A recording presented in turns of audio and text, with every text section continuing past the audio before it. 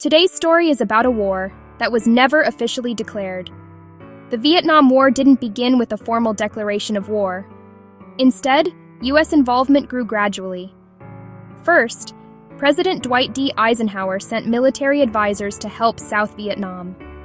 Later, President John F. Kennedy increased the number of advisors.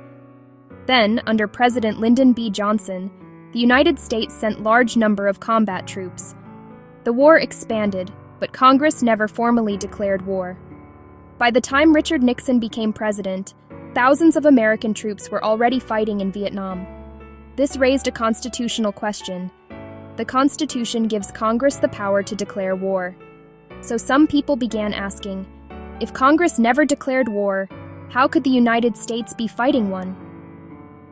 Welcome to Once Upon a Case, because the law isn't just for lawyers, it's for everyone. The state of Massachusetts decided to challenge it.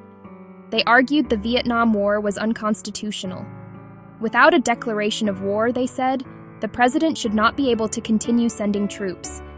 The case was brought against Secretary of Defense Melvin Laird. The argument was simple. If Congress never declared war, then U.S. involvement in Vietnam should stop. The case moved through the courts and eventually reached the Supreme Court. The question became, can presidents send troops into war without Congress declaring it? The Supreme Court refused to stop the war. The court did not directly decide whether the war was constitutional. Instead, it said this issue should be handled by the executive branch, led by the president and the legislative branch, meaning Congress.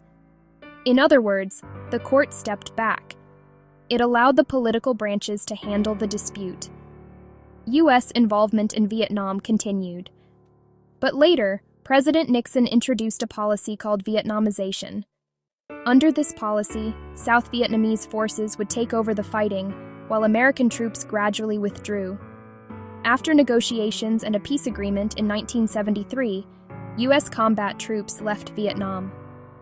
The takeaway? Wars don't always begin with formal declarations. Sometimes presidents send troops first, and the courts leave the issue to the president and Congress. And that's the story of Massachusetts versus Laird. Thank you for watching. If you enjoy this story, follow along for more. See you on the next one.